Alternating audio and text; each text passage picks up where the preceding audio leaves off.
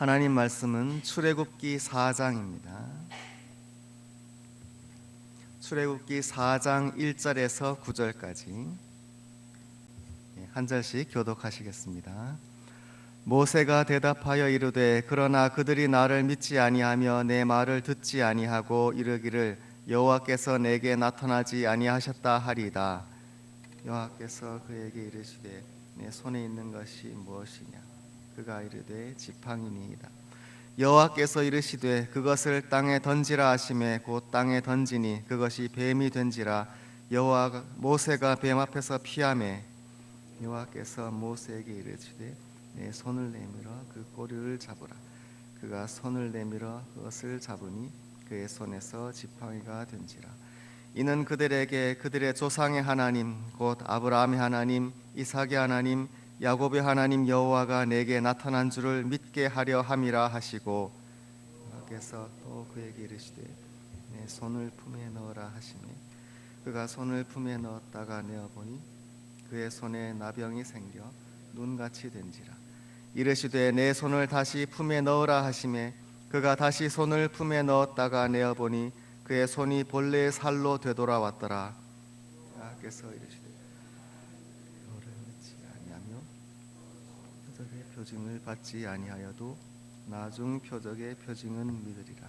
다 함께 그들이 이 두 이적을 믿지 아니하며 내 말을 듣지 아니하거든 너는 나일 강 물을 조금 떠다가 땅에 부으라. 내가 떠온 나일 강 물이 땅에서 피가 되리라. 아멘. 기도하겠습니다. 주님의 은혜를 감사드립니다. 주님, 토요일 새벽 저희들을 또한 깨워주시고 주님 앞으로 인도하여 주시니 감사합니다.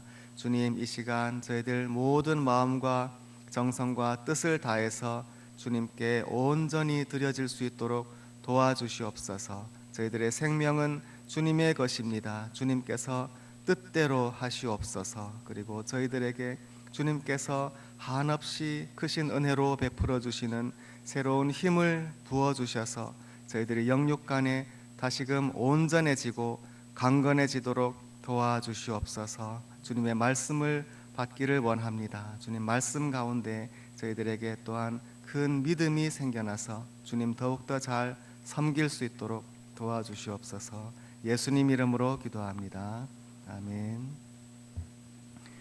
하나님께서 모세에게 나타나셔서 사명을 주셨습니다.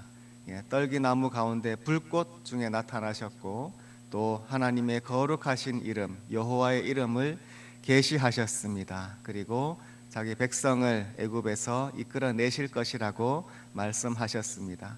그런데 모세는 아직 완전히 준비가 되어 있지 않았습니다. 모세가 사실 매우 잠재력은 큰 사람이지요. 좋은 교육도 받았고 또 자기 백성을 향한 뜨거운 마음도 있습니다. 그리고 결단력도 있고요. 그러나 아직까지 하나님의 사람으로서 주님의 일을 하기에는 주님께서 좀 더 다듬어 주셔야 합니다. 그래서 아직까지 주님의 말씀을 온전히 믿지 못하고 주님께 자꾸 주저하는 모습을 보입니다. 사실 하나님께서 사명 주셨을 때 모세처럼 이렇게 자꾸만 거부하려고 하는 사람도 또 없을 것입니다.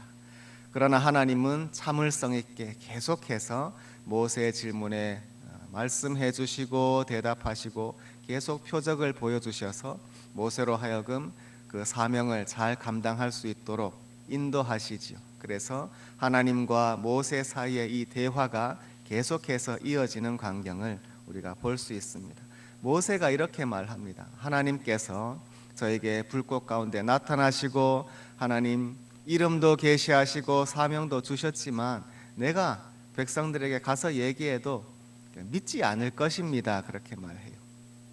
사실 모세 자신이 아직까지 온전히 믿지 않은 것이고 또 그 백성들이 또 믿지 않으면 나는 어떻게 합니까? 아직까지 의심이 온전히 가셔지지 않은 것이지요. 이때 하나님께서 2절에 말씀을 하셨습니다. 내 손에 있는 것이 무엇이냐? 그가 이르되 지팡이니이다. 모세가 그 지팡이를 가지고 양떼를 쳤습니다. 양떼가 혹시 다른 길로 가면 이렇게 지팡이로 인도하고 그렇게 늘 손에 쥐고 있던 지팡이인데 전혀 특별할 것이 없습니다. 그저 목자라면 들고 있는 지팡이. 모세가 지금 자기 손에 이 지팡이를 들고 있다는 사실도 잊어버렸을 것입니다. 전혀 의식하지도 못했던 그런 평범한 물건이었습니다. 그런데 하나님께서 그의 주의를 그 지팡이로 돌리십니다. 내 손에 있는 것이 무엇이냐? 보니까 손에 지팡이가 있는 것이죠. 평범한 물건입니다. 하나님께서는 이 세상의 피조물 가운데 주님의 뜻을 펼치시려고, 또 그것을 통해서 주님의 은혜를 전하시려고 사용하시기 위해서 찾으시는 것들이 있는데, 평범한 것, 세상적으로는 특별한 것 없는 것을 사용하십니다. 사람에 대해서도 그렇지요. 하나님께서 지금도 이 세상을 굽어 살피시면서 누구를 통해서 하나님 뜻을 펼치실 것인가 찾으시는데, 보잘것없는 사람, 평범한 사람 찾으십니다. 예수님께서 베드로나 요한을 부르실 때에도 그들 전혀 특출한 것이 없었습니다. 도리어 그 사회에서는 낮은 계층의 사람이었죠. 그 갈릴리의 어부들, 아무 특별한 것이 없고 또 거칠고 또 준비 안 된 사람들을 예수님은 들어서 쓰셨습니다. 사실 또 하나님께서 그렇게 하심으로 영광 받으시죠. 세상에서 권세 있고 정말 재능 많은 사람을 하나님이 쓰신다면 물론 그런 사람들도 쓰시지요. 그러나 그렇게 했을 때 사람들은 그 사람의 능력 때문에 워낙 재능이 있는 사람이니까 이런 일을 했겠지, 이렇게 생각할 수도 있겠죠. 그러나 하나님은 아무 그런 보잘것없는 사람이나 그런 피조물을 들어 쓰십니다. 그러면 사람들이 하나님께서 과연 저런 사람들도 또 저런 환경에서도 역사하시는구나 하면서 온전히 하나님께만 영광을 올립니다. 하나님이 지금 모세의 손에 들려진 아무 특별한 것 없는 지팡이를 사용하시려고 하시지요. 3절 말씀입니다. 여호와께서 이르시되 그것을 땅에 던지라. 땅에. 땅이라는 단어 그 앞에 3장에서 모세에게 내가 선 곳은 거룩한 땅이다 하셨던 것과 다른 단어입니다. 앞에서 거룩한 땅이라는 단어는 그 아담아, 그 흙, 아담이 지어진 그 흙을 말했고, 지금 4장에서 땅을 말씀하시는 것은 그 천지를 창조하시니라 할 때 그 땅입니다. 하나님께서 하늘과 땅, 그것으로 맨 위에 있는 하늘과 아래에 있는 땅, 그것으로 사실 모든 피조물을 아우르는 말씀이잖아요. 단지 하늘과 땅만이 아니라 그 안에 있는 모든 피조물을 창조하시는 하나님에 대해서 계시하시는 단어가 이 땅인데, 바로 이 땅으로 하나님께서 친히 지으시고 하늘과 땅 그리고 바다로부터 분리되는 이 땅으로 이 지팡이를 던지라 하셨습니다. 그 땅에 던지니 그것이 뱀이 되었습니다. 하나님이 모세에게 보여주신 첫 번째 기적이죠. 기적이자 표적입니다. 모세가 이제 하나님께서 이제 사실 다른 기적, 더 큰 기적을 보여주셨을 수도 있을 것입니다. 사실 지팡이를 던졌는데 곰이 될 수도 있는 거예요. 곰이 되면 그건 사실 더 큰 기적이라고 할 수도 있겠죠. 사실 기적 중에 어떤 것이 더 크냐, 더 어려우냐 그런 걸 따지는 것이 무의미하지만, 지팡이가 뱀이 되었다 하면 이 수긍을 하겠는데, 곰이 되었다 하면은 그것이 아무리 더 크고 두려운 이적이라 할지라도 그것을 그 광경을 보는 모세도 그렇고 나중에 우리가 말씀으로 만약에 그것을 읽었다면 연결이 잘 안 되었을 거예요. 지팡이와 곰은 연결이 안 되잖아요. 하나님께서는 지팡이를 뱀으로 만들어 주셨습니다. 물론 그것은 정말 큰 기적인데 왠지 우리가 잘 이해할 수 있는 기적입니다. 그렇지 않습니까? 모세가 이런 기적을 행하기 전에는 상상도 못했던 일입니다. 이 지팡이가 어떻게 그렇게 되겠느냐 생각도 못했는데, 막상 지팡이가 뱀이 되고 또 그 말씀을 우리가 읽을 때 매우 자연스럽다는 생각이 듭니다. 그리고 하나님께서 이런 일은 능히 하실 수 있지, 잘 받아들여져요. 왜냐하면 지팡이와 뱀은 비슷하게 생겼기 때문에. 하나님께서 우리에게 특별 계시를 주십니다. 특별히 계시하심으로 하나님께서 계시고 예수님께서 우리를 위해 죽으시고 살아나셨다 하는 것을 알려주십니다. 그 사실을 우리가 그 계시받기 전에는 알 수가 없어요. 상상도 할 수 없습니다. 그러나 우리가 믿음으로 그 사실을 딱 받아들이면 그 사실이 얼마나 자연스러운지 모릅니다. 여러분도 그렇게 느끼실 것입니다. 하나님이 계신다는 것, 하나님이 이 천지를 창조하신다는 것도 얼마나 마음속에 쏙쏙 들어오는지 몰라요. 믿음으로 탁 받아들여지기만 하면. 제가 사실 그 경험을 했기 때문에 분명히 말씀드릴 수 있습니다. 청년 때인데 그전에는 그런 생각하지 않았다가 하나님을 어느 날 탁 믿게 되었을 때 그 다음부터 그 풀빛도 달리 보이더라고요. 길가에 보이는 잔디나 나무나 하나님이 창조하셨지, 그렇지, 하나님의 작품이지, 내가 왜 전에는 이런 생각을 못했을까 그랬습니다. 하나님의 창조도 그렇고 우리 주님의 구원도 그렇습니다. 하나님이 날 사랑하신다는 사실 전에는 생각도 못했으나 주님의 사랑을 딱 받고 나면 그것이 얼마나 당연한지 모릅니다. 사실 큰 은혜지요. 예수님이 날 위해서 죽으셨고 살아나셨다는 이 사실도요, 얼마나 마음속에 잘 믿어지고 그게 너무 당연하게 느껴져서 사실은 조심해야 합니다. 너무 당연한 일은 아닌데, 당연한 일이 아니라 하나님께서 우리를 향해 주신 놀라운 일이지요. 우리를 구원하셨다는 것, 우리가 하나님의 자녀가 되었다는 것, 하나님께서 우리에게 큰 믿음으로 그것을 믿게 하셨기 때문에 우리에게는 너무나 자연스러운 일이 된 것입니다. 그리고 예수님을 믿고 10년, 20년, 30년 지나면서 몸에 배인 신앙이 되는 것이지요. 그러나 한편 그것은 또 우리가 당연히 여겨서도 안 됩니다. 당연한 일이 아니라 하나님께서 우리에게 행하신 놀라운 기적입니다. 예수님 통해서 나를 살려주셨다, 내가 영생 얻고 하나님의 자녀가 되었다는 것이, 그것이 기적이 아니고 무엇이겠습니까? 그러나 하나님이 또 우리에게 믿음을 주신 거로 너무나 자연스러운 일입니다. 내가 구원받았다는 사실이 나에게 자연스럽게 여겨진다면 정말 감사하시기 바랍니다. 얼마나 큰 은혜인지 모릅니다. 그러나 또 한편으로 이것이 당연한 일이 아니라 주님의 큰 역사하십니다. 고백을 합니다. 지팡이가 뱀이 되었다, 큰 기적이지요. 그러나 그것을 보면서 우리들은 하나님이 능히 하시는 일이지 또 자연스럽게 받아들입니다. 한번 그것을 딱 보면 이것은 우리들에게 믿음으로 새겨지고 이것은 하나님이 하시는 일이다, 우리들이 자연스럽게 믿음으로 받아들이게 됩니다. 하나님께서 그런 것을 사실 다 계산하시고 지팡이를 뱀으로 바꾸신 것이지요. 모세가 그 앞에서 피했습니다. 뱀 앞에서 피했다는 이 단어는 도망갔다는 뜻입니다. 단지 몇 걸음 물러선 정도가 아니라 아예 도망을 갔어요. 그 보디발의 아내 앞에서 요셉이 도망가지 않습니까? 단지 물러난 것이 아니라 그 자리를 피해버렸습니다. 그 단어입니다. 모세가 어찌나 놀라고 당황했던지 도망을 갔던 것 같습니다. 뱀 앞에서 피함에 4절 여호와께서 모세에게 이르시되 손을 내밀어 꼬리를 잡으라 그랬습니다. 꼬리. 뱀을 잡는 사람은 목을 잡지요. 혹시 물리면 안 되니까. 그러나 하나님은 꼬리를 잡으라 말씀하셨습니다. 모세가 전혀 또 여기에서도 망설이지도 않고요, 말씀 그대로 순종합니다. 모세의 감정이 드러나지 않습니다. 모세가 주저했다든지 아니면 선뜻했다든지, 사실은 하나님의 말씀이 임하면 나의 모든 감정이나 나의 모든 생각은 잦아듭니다. 욥에게도 그랬습니다. 욥이 하나님 말씀을 폭풍 가운데 듣기 전에는 별 생각이 다 나고 온갖 정말로 입으로 하나님에 대해서 자기의 생각을 토로하지만 막상 하나님께서 딱 말씀하시면 자기의 모든 생각이나 감정은 하나님 앞에서 전혀 하나님 뜻만 드러낼 뿐입니다. 사람의 생각은 쏙 들어가게 되어 있습니다. 모세가 이랬습니다. 뱀 앞에서 도망갔다가도 하나님이 손을 내밀어 꼬리를 잡으라 말씀이 딱 임하는 순간 그대로 순종할 수밖에요.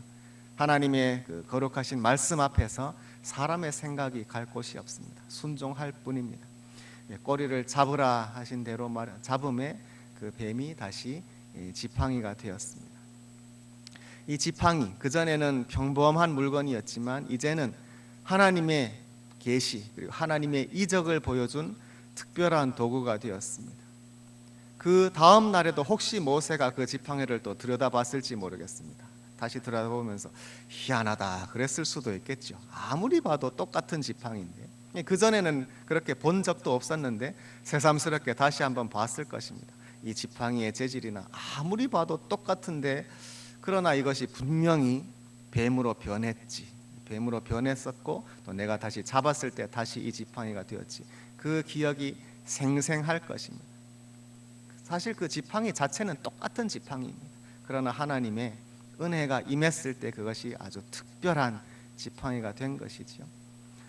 신약 성경 때에 예수님께서 떡과 포도주를 주셨습니다. 그리고 이것은 내 몸이다, 내 피다. 그리고 제자들이 먹고 마시게 하셨습니다.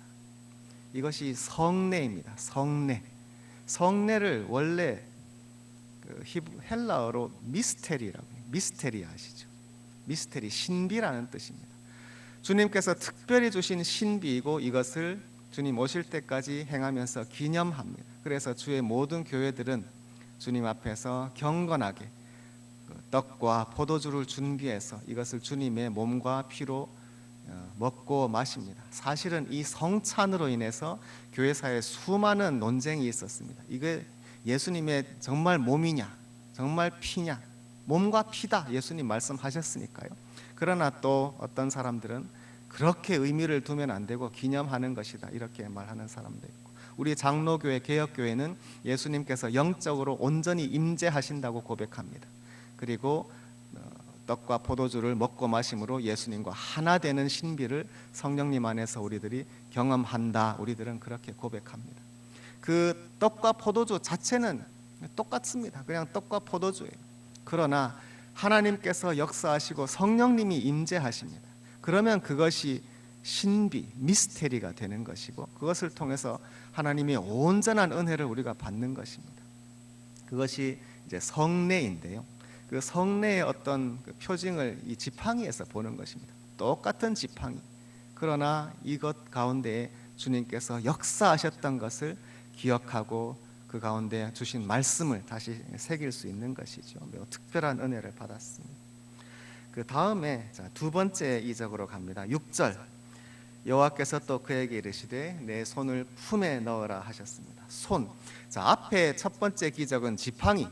모세가 늘 들고 다녔지만 의식도 하지 못했던 지팡이로 주님은 이적을 행하셨는데, 두 번째 이적은 아예 손입니다. 손. 어디 두고 다닐 수도 없는 손. 이 손이 표적이 되었습니다. 품에 넣어라. 넣었다가 뺐더니 이제 나병이 생겼습니다. 눈처럼 되었습니다. 나병은 이제 마이코박테리움이라고 하는 세균을 통해서 이제 생기고요. 그런데 구약 성경에서는 꼭 그 나병뿐 아니라 일반적으로 이런 피부병도 나병이라고 총칭합니다. 이 나병이 생겨서 손이 눈처럼 되었습니다. 눈 하얗게. 여기서도 모세의 감정 드러나지 않습니다. 모세가 이걸 보고 깜짝 놀랐다든지 뭐 어찌할 줄 몰랐다든지 그런 감정이 드러나지 않아요. 하나님께서 하시는 일이기 때문에 그렇습니다. 주님께서 이것은 확실하게 역사하시는 중이라는 것이 드러나지 않습니까? 주님 역사하시는 그 중이에요. 그 전도 아니고 이제 지나갔다도 아닙니다. 주님께서 지금이 역사하고 계십니다. 그 가운데에는 사람의 생각이나 사람의 감정은 사실 필요가 없습니다. 주님께서 역사하시는 거기에만 집중하게 되어 있습니다. 손이 하얗게 되었어도 모세가 지금 그다지 놀라거나 두려워하지 않을 것입니다. 손이 하얗게 되었다. 나병처럼 되었다. 평소 같으면 이것은 큰 재앙 아닙니까? 이 손은 바로 조금 전에 지팡이를 쥐었던 손이고 뱀의 꼬리를 잡았던 손, 기적을 행했던 손입니다. 이 손으로 모세는 앞으로도 많은 기적들을 행할 것입니다. 말 그대로 하나님의 손에 붙들린 모세의 손이 되었지요.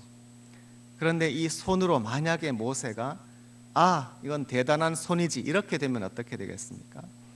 하나님을 높여야 하고 하나님께서 하신 일을 찬양해야 하는데, 그러나 하나님은 그 특별하신 은혜로 사람을 들어서 쓰십니다. 늘 그렇습니다. 성경에서요, 사람 통하지 않고 주님께서 직접 역사하시는 경우는 거의 없습니다. 늘 사람을 통하시는데 우리들은 하나님께 쓰임 받았다는 그 사실만을 기뻐해야 할 뿐입니다. 교회에서 여러 가지 직분이나 이모저모로 우리들이 주님을 섬길 때 그저 감사하고 주님 은혜입니다 그렇게 말할 뿐입니다. 그러나 만약에 그렇지 않고 내가 내 손으로 했지 그렇게 된다면 어떻게 됩니까? 주님께서는 바로 또 그 손을 나병 걸려서 하얗게 만드십니다. 늘 기억하라 그는 뜻이 있습니다. 모세로 하여금 지금 하나님께서 모세의 손을 통해서 기적을 행하시고 앞으로도 수많은 일을 행하실 텐데, 그러나 기억하라, 하나님께서는 이 손으로 하얗게 나병 걸린 손으로 만드실 수 있는 분이니 교만해하지 말고 늘 주님 앞에 겸손하라는 교훈이 있습니다. 하나님께서 우리들을 그렇게 사용하실 때에도 주님 앞에서 정말로 주님께서만 영광 받으시고 나는 주님의 손에 붙들린 주님의 도구입니다, 그런 태도가 늘 있어야 되겠습니다. 그렇게 했을 때 7절입니다. 7절에서 이르시되 내 손을 다시 품에 넣으라. 다시 손에 품었다가 내었습니다. 원래 살이 되었습니다. 다시 넣었다가 뺐더니 완전한 기적이죠. 손을 넣었다가 뺐을 때 하얗게 되었다가 또 다시 원래 살로 돌아왔습니다. 모세에게는 이 지팡이도 그 미스테리, 성례전과 같은 하나님의 신비를 오롯이 품은 피조물이 되었죠. 지팡이가 그랬는데 이제는 손이 그렇게 되었습니다. 어딜 가나 자기 자신의 손을 보면서 이 손이 그렇게 되었었지 하면서 하나님을 기억하는 것입니다. 성례 미스테리에 대한 말씀을 드리고 또 성찬식 말씀을 드리면서 주님께서 우리에게 직접 주신 큰 은혜가 우리에게 늘 기억으로 남아있고 우리가 그것을 볼 때 하나님 은혜를 기억하는 그런 피조물을 주님께서 주셨다 하는 말씀을 드리고 있습니다. 성찬식의 빵과 또 포도주처럼 사실요, 우리 각자의 삶이 미스테리입니다. 우리 한 사람 한 사람의 인생이 미스테리, 신비입니다. 이 미스테리라는 말 의미를 우리 모두가 잘 이해하기를 바랍니다. 성경에서 또 교회에서 말하는 미스테리, 성례란 주님께서 우리에게 은혜를 주셨다는 표징입니다. 성찬식의 떡과 포도주, 그건 그냥 떡과 포도주이지만 그러나 예수님의 몸과 피입니다. 주님께서 우리를 향해 주신 그 큰 은혜를 그 안에 오롯이 성령님의 은혜 가운데에 품고 있습니다. 그런데요, 그 떡과 포도주뿐 아니라 여러분 각자의 삶이 어떠하십니까? 한번 돌아보시면 그때 하나님 역사하셨지. 그때 지금일 수도 있고요.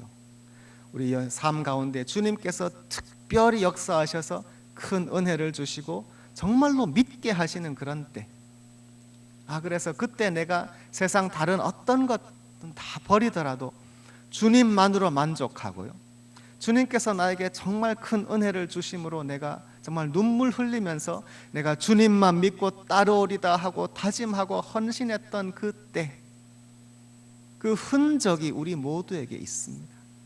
그러니까 여러분이 이 자리에 계신 것입니다. 바울이 내 몸에 예수 흔적을 가졌노라 하지 않습니까?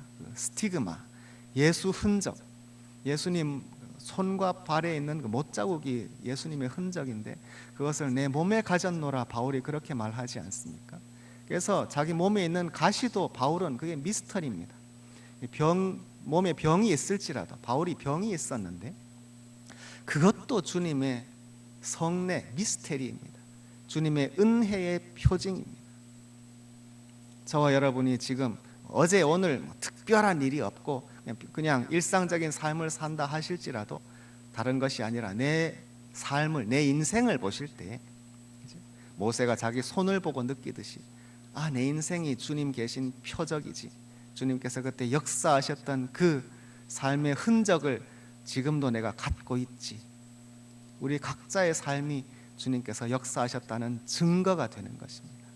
이 믿음 가지고 우리들이 매일매일 주님 앞에서 살아가고 있습니다.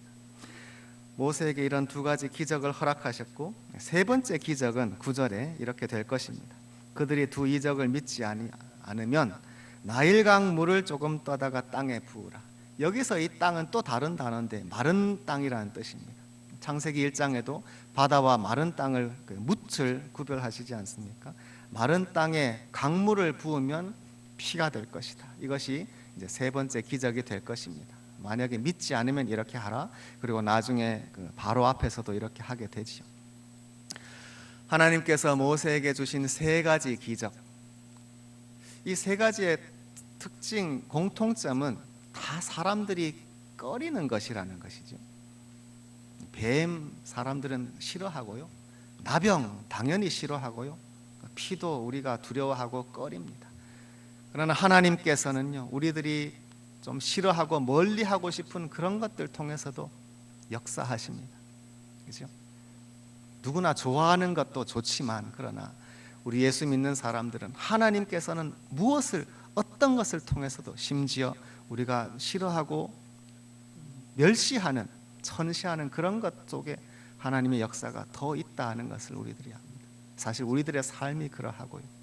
하나님께서 저와 여러분 가운데에서도 모세에게 주셨던 동일한 은혜 주시고, 그래서 우리 삶 가운데에서도 주님께서 함께 하시는 이 표적이 늘 함께 하기를 간절히 바랍니다. 기도하겠습니다.